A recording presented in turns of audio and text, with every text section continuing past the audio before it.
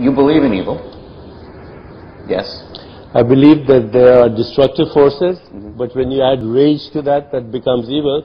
And I believe that that is a manifestation of ourselves, that we don't have to have a bogeyman to blame it on. How do you explain all of the pain, the suffering, the rage, and the violence in the world without a Satan figure?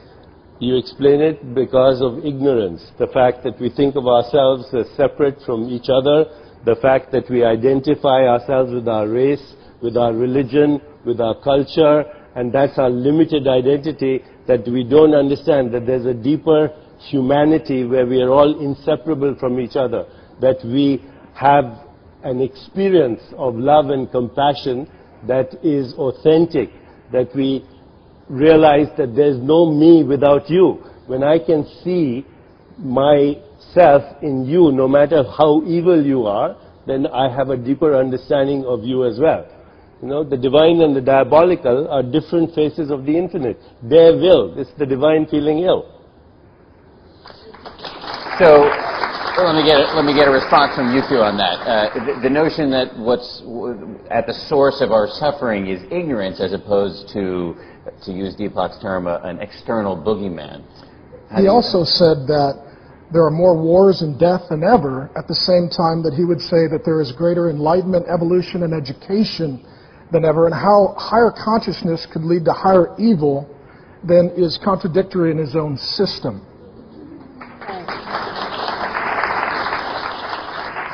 Whenever you have evolution, then the fearful forces get even more fearful. So, you know, so-called evil tries to keep pace with evolution.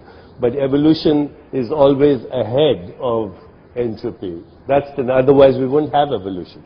You know, the fact that we have evolution is ahead. But as soon as, you know, you move to the next stage of consciousness, then the fearful forces, there's more turbulence.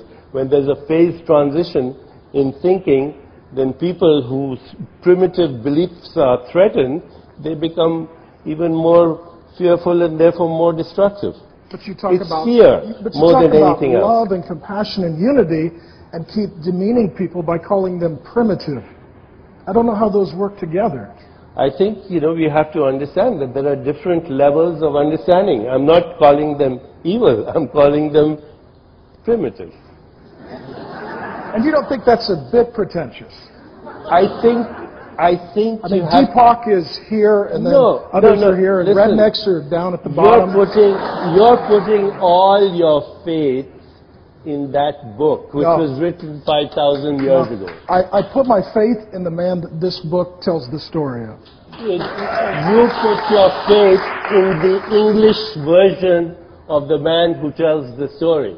You know, if you had ever read about the other scholarly work that has been done about the fact that Jesus spoke in Aramaic, with his name is Yeshua Bar Al-Aha, and when people quote the Gospel of John and say, you know, no one comes into the kingdom of heaven except through me, well, do you know that the Aramaic word for me is Ena, which means the eye within the eye, which means the spirit.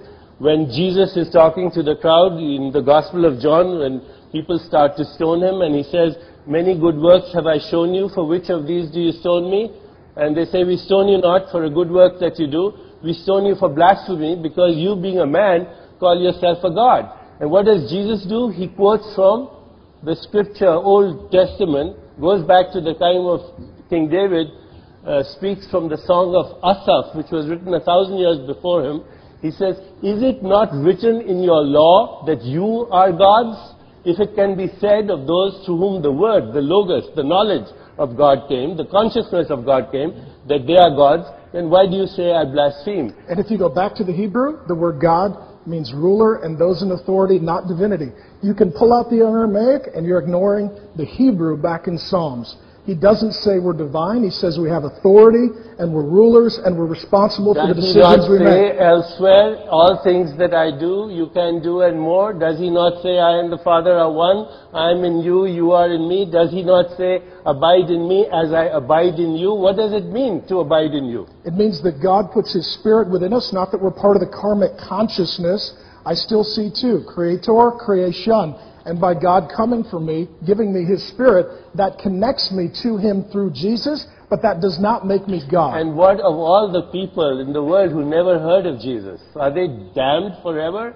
What of all the people who lived before Jesus, who was only a little more than 2,000 years ago? What about them? Those were... And there are millions of them.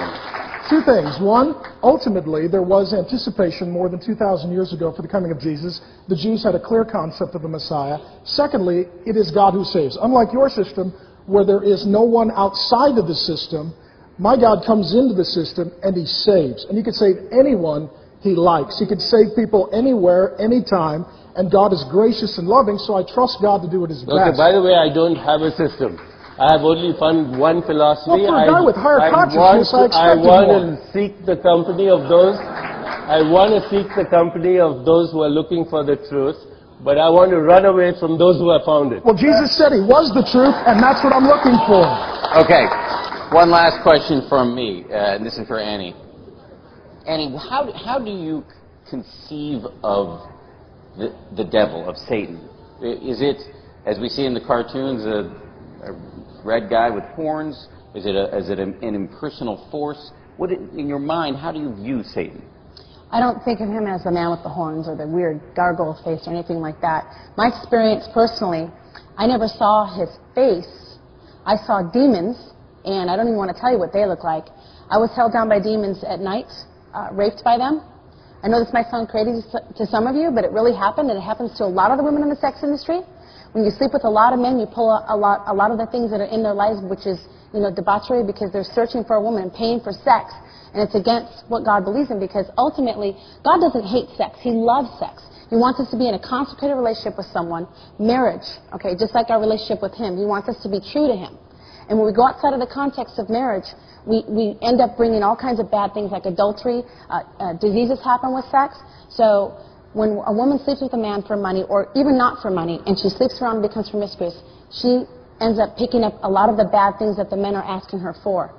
And so it opens up all kinds of doors for bad things to happen. I've woken up with scratches on my body.